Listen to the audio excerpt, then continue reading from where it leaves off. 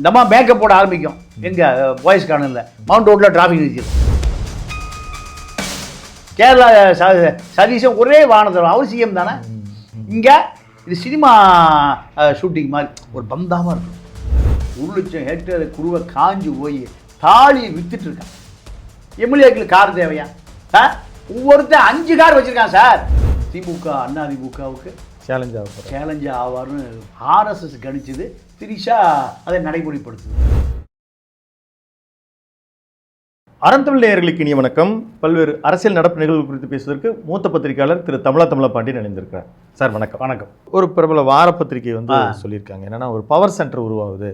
அதாவது சசிகலா எப்படியோ, ராஜாத்தி அம்மாள் எப்படியோ, அதை போல ஒரு பவர் சென்டர் விஜய் அரசியலையும் திரிசா அவர்கள் உருவாகிறாங்க அப்படின்றாரு. அது எந்த அளவுக்கு உண்மை? அதாவது இப்போ என்னன்னா, விஷ்ணு ரெட்டி, அஜய் ரெட்டி, குஜய் கச்சைலாம் போடுறான். அஜய் தான் அவர் பேர். அஜய் ரெட்டி, அனில் ரெட்டி யாருன்னா ஒய்எஸ்ஆர் ஜெகன்மோகன் ரெட்டி இருந்தார், சித்தப்பா பையன் தம்பி. இவங்க எல்லாம் பெரிய குவாரி அதிபர்கள். குறைஞ்சது 1000, 2000, 3000 கோடி ரூபாய்க்கு மேலே வியாபாரமாக எல்லா குவாரி தான். எல்லா மண்ணை எடுத்து விற்கிற ஆளுக்கு தான். நம்ம சேகர் ரெட்டி மாதிரி. இவங்க வீட்டுக்கு ஒரு 3 ரோல் சைஸ் கார் நிற்கும். ஒரு சார்ட்டர் ஃப்ளைட் 500 கோடி ரூபாய் சார்ட்டர் ஃப்ளைட்டு நிறுத்தி வச்சுருப்பாங்க அந்தந்த ஏர்போர்ட்டில். அப்போது இவர்கள் தான் விஜய்க்கு நெருக்கமான நண்பர்கள். விஜய்க்கு நெருக்கமான நண்பர்கள் எல்லாமே. சாராய ஆலையெல்லாம் 1000 கோடி ரூபாய் இல்லாமல் ஒரு சாராய ஃபேக்ட்ரி போட முடியாது, வியாபாரம் பண்ண முடியாது. நீங்கள் அந்த விஷ்ணு ரெட்டிக்கு ஒரு 50 கேஸு இருக்குது. குவாரி எங்கே? ஆந்திரா, தெலுங்கானா, கர்நாடகாவில் 50 கேஸ் இருக்குன்னா ஒரு 50 குவாரி இருக்கணும் இல்லையா? 50 குவாரினா ஒரு நாளைக்கு 1 கோடி ரூபாய்க்கு ஒரு குறைஞ்சி ஒரு 500 லாரியாவது போகும். அப்போ கோடிகள்ங்கிறது சாதாரண விஷயம். இவர்கள்லாம் எப்படி விஜய நெருங்கினாங்க? இல்லைங்க, பாவங்க, உங்களை மாதிரி அப்பாவியாக தாங்க மக்கள் இருக்காங்க. என்னன்னா ஒரு விஷயம் ஞாபகம் வச்சுங்க. ஒரு அதிகார மையம் இருக்கிற பொழுது இவர்கள் தான் அதிகார மையம். நீங்கள் ஸ்டாலின் இருக்கும்போது, உதயநிதி இருக்கும்போது இதே கும்பல் இருந்தது. நீங்கள் டவுசர் பாய்ஸ் நம்ம சொல்லல, 174ல் 85 லட்சம் ரூபாய்க்கு சரக்கு வாங்கிட்டு வந்தோன்னு சொல்லல. தினேஷ் ஓடி பொங்கு எங்கே ஒழிஞ்சிருக்கான்? லண்டன்லேயே ஒழிஞ்சிட்டான். பலாயிரம் கோடி கூட்டி ஒழிஞ்சிருக்கான். ஏன் அவனை பிடிக்கலனா 10,000 கோடி எடுத்து கொண்டு போய் ஆர்எஸ்எஸ் நாக்பூரில் செட்டில் பண்ணியிருக்கான். யார்? சபரீஷன். அப்புறம் எப்படி பிடிப்பான்? விஜய் வந்தவுடனேயும் இந்தியா டுடே நிகழ்ச்சி நடந்து பார்த்தீங்களா? அது யார் விளம்பரம்? ஜி ஸ்கொயர் விளம்பரம். விஜய் பார்த்தீங்களா? படத்தை பார்த்தீங்களா? பார்க்கலையா? பார்த்தோம். ஜி ஸ்கொயர் யாருது? சபரீஷன். 5 லட்சம் கோடி இருக்கு. அந்த அக்யூஸ்ட் இவன் ராமஜெயம் திருப்பூர்ந்து தப்பிச்சு ஒடியாந்தவன். எனக்கு அவனை பல வருஷம் முந்தியே தெரியும். யார் முதலமைச்சர் படம் போட்டு யார் விளம்பரம் கொடுத்துருக்கா? G square. அப்போது ஜி ஸ்கொயர் வழக்கு பாயுமா? இல்லை ஆக்கிரமிக்கப்பட்ட நிலம் காப்பாற்றப்படுமா? முடிஞ்சு போச்சா? நீங்கள் எப்பவுமே பியூரோக்ரசி என்ன பண்ணுவான்னா, ஏட்டையாவை பார்க்க மாட்டான், எஸ்ஐயை பார்க்க மாட்டான், இன்ஸ்பெக்டர் பார்க்க மாட்டான். யாரை பார்த்துருவான்? டிஜிபியே பார்த்துருவான். புரியுதா உங்களுக்கு? அதாவது தமிழ்நாட்டில் இருக்க எல்லா மெடிக்கல் காலேஜும் ஒரு மெடிக்கல் சீட்டு சிஎம் ஆஃபீஸுக்கு கொடுத்துருவோம். இப்போ இருக்கிற மெடிக்கல் காலேஜ் பூரா 30 மெடிக்கல் காலேஜ் இருக்குது தமிழ்நாட்டில். இந்த மெடிக்கல் காலேஜில் போய் யாராவது போய் மிரட்ட முடியுமா? யார்கிட்ட பேசுவான்? சிஎம் பிஎம் சிஎம்கிட்ட பேசுவான்.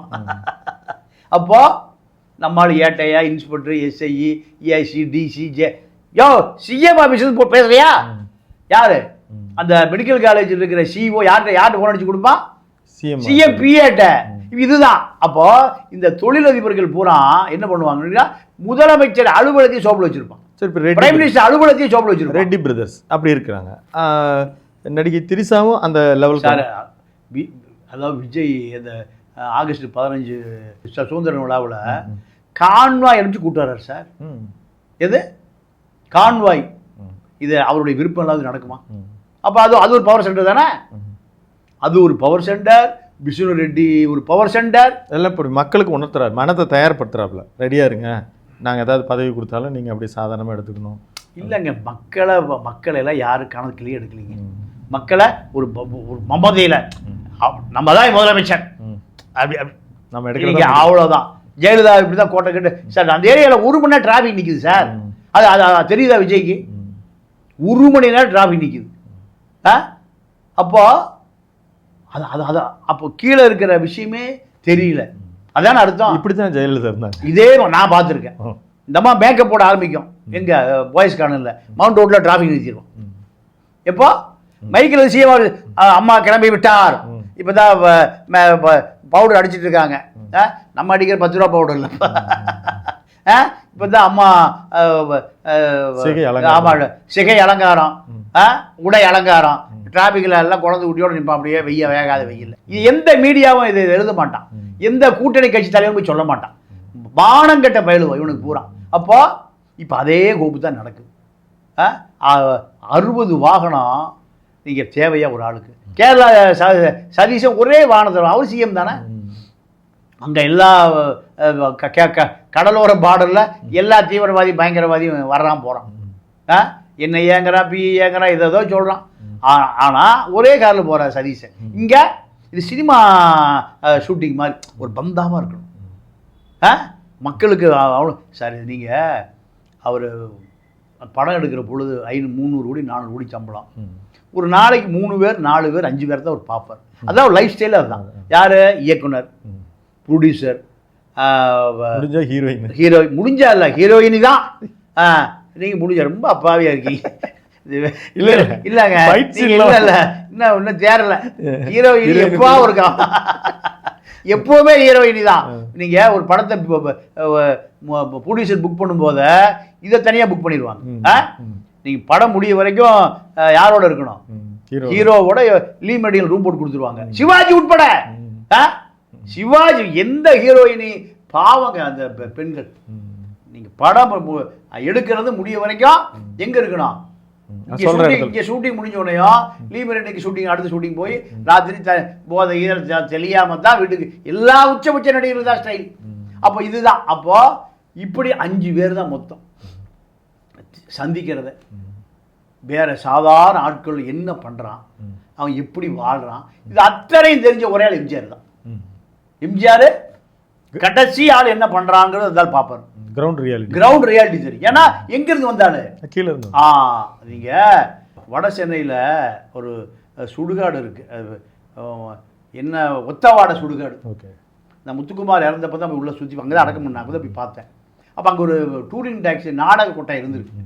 நடிக்க எம்ஜிஆர் நடந்து போவாராம். ஒரு பாட்டி இது விற்குமா, ஆப்பம் விற்குமா, காசு இருந்தால் வாங்கி போய் சாப்பிடுவாராம். காசு இல்லைன்னா பார்த்துட்டே போவாராம். அந்த பாட்டி ஏய் வா ஏன் பார்த்துட்டே போற, காசு இல்லை பாட்டி நாளைக்கு குடியா வாயா.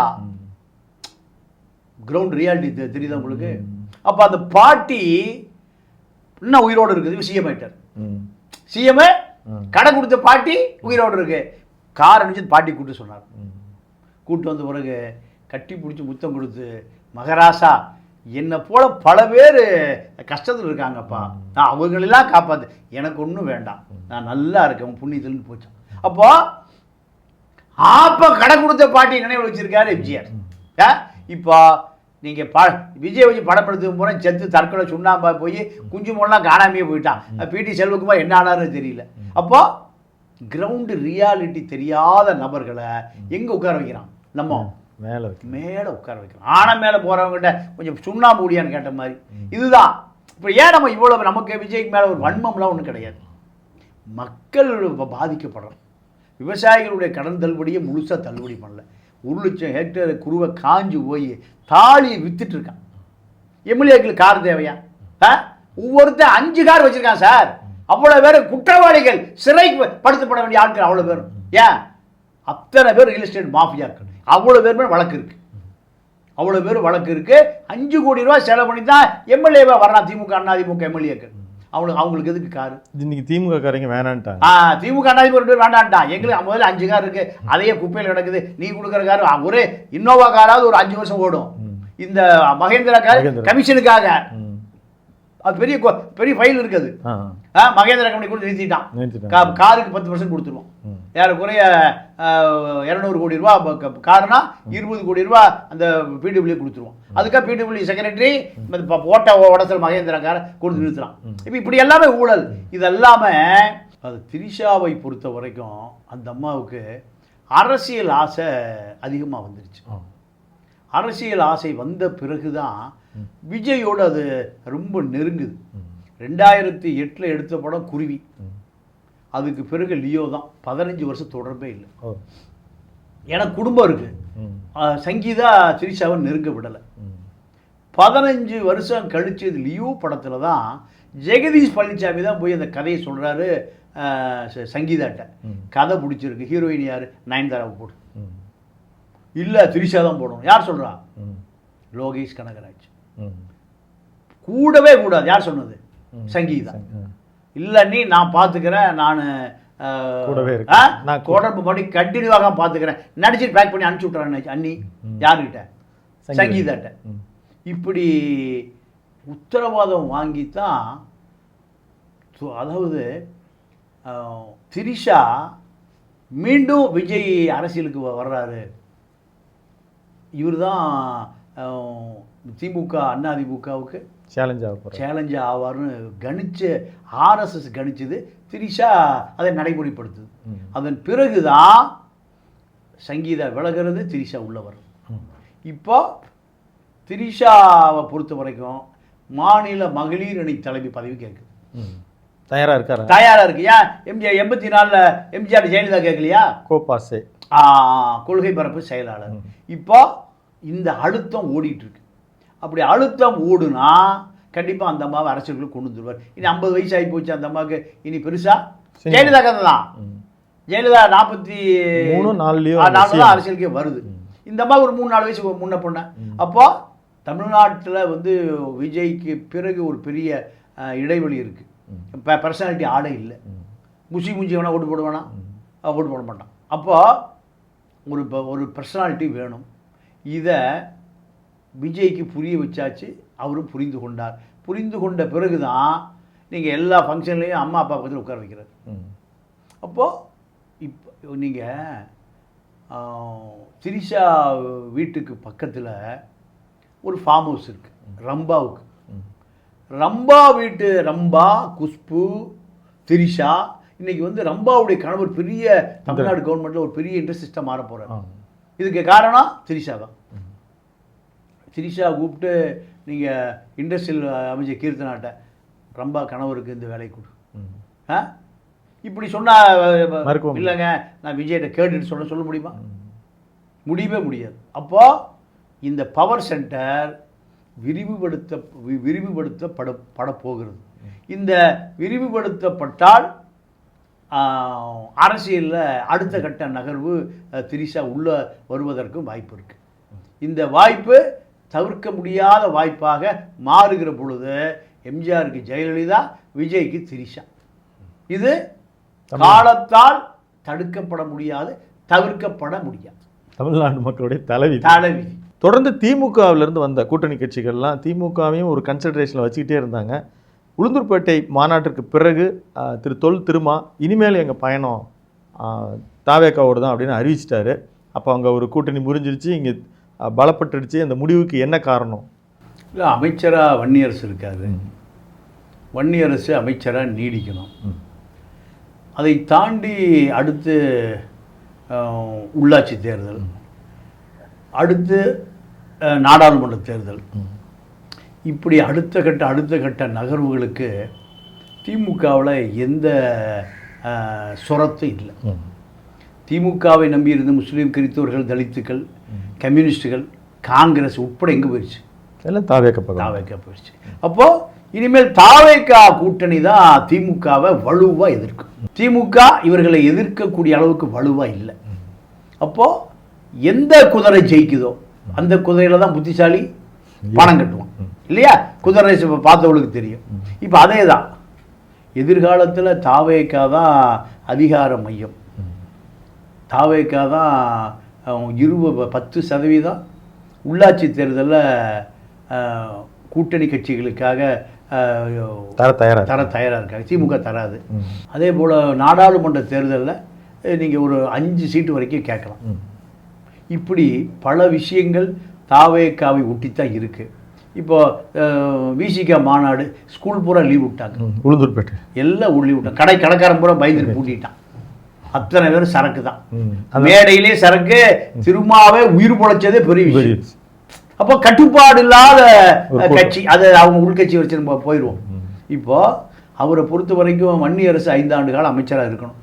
இருந்தால் நீங்கள் ஆதி திராவிடர் நலத்துறை ஒரு தலித் மக்களுக்கு ஒரு சர்வீஸ் ஒரு பண்ணலாம். ஆனால் இதுவரைக்கும் நடக்கலை, 3 மாசமா ஒன்றுமே நடக்கலை.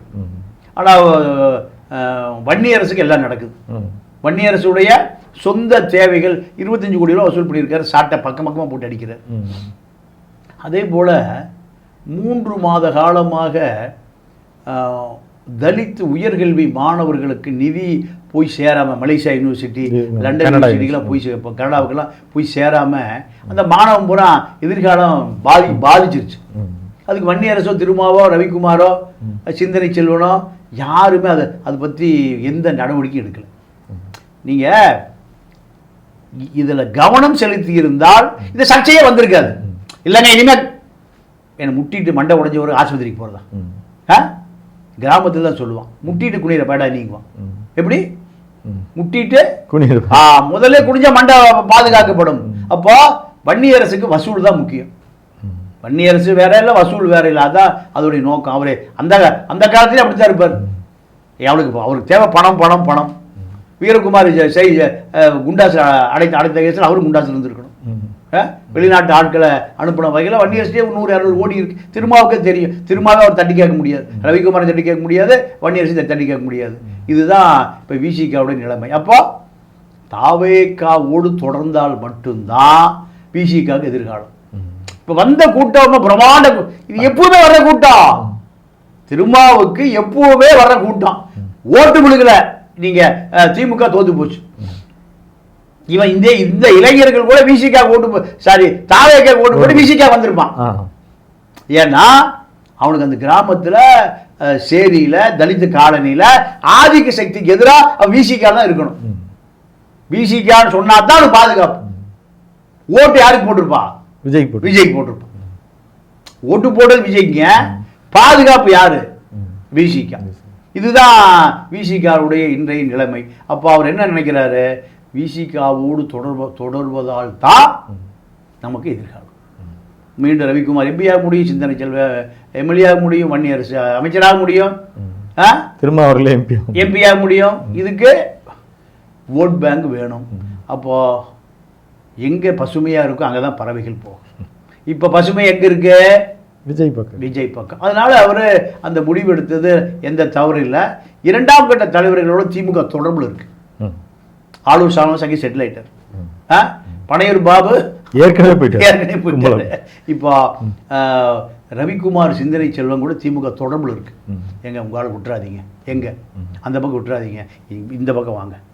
ஏன் நம்ம ஒரு பழைய மாதிரி விசிகா வரணும், கம்யூனிஸ்ட் வரணும், காங்கிரஸ் தவிர எல்லாம் வரணும், நம்ம விஜயை எதிர்க்கணும். இங்கே ஆளே இல்லைங்க. இங்கே டீ கடையில் ஆளே இல்லை, டீ யாத்திரைக்கு ஆளே இல்லை. இப்படி சூழலில் இவர் அறிவிச்சது 2ஆம் கட்ட தலைவர்களுக்கால ஏற்றுக்க முடியல. யார்? ரவிக்குமார், சிந்தனை செல்வன், ஆளூர் சாணவாசி முதல்ல எதுக்குறாரு, SS பாலாஜி. இப்போ தாவேக்கா 2 வாரியம் கொடுக்குறேன்னு சொல்லியிருக்காங்க. சிந்தனை செல்வனுக்கும் SS பாலாஜிக்கும் வாரியம் கொடுக்கல, இவர்களும் கிளம்பிடுவாங்க. வாரி இந்த பக்கம் போயிடுவாங்க, திமுக பக்கம் போயிடுவாங்க.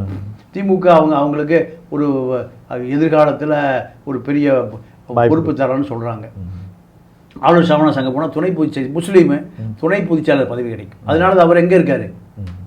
அந்த பக்கம் போயிட்டாரு. இப்போ அதான் 2ஆம் கட்ட தலைவர்கள் யாருக்குமே திருமாவுடைய அறிவிப்பு யாருக்கும் பிடிக்கல. பல்வேறு அரசியல் கருத்துக்கள் பகிர்ந்திருக்கீங்க. உங்கள் வருகைக்கும் கருத்து பதிவுக்கும் மிக்க நன்றி. மீண்டும் ஒரு காணொலியில் சந்திப்போம். நன்றி, வணக்கம். நேயர்களே, தொடர்ந்து இணைந்திருங்கள் அறந்தமிழுடன். நன்றி, வணக்கம்.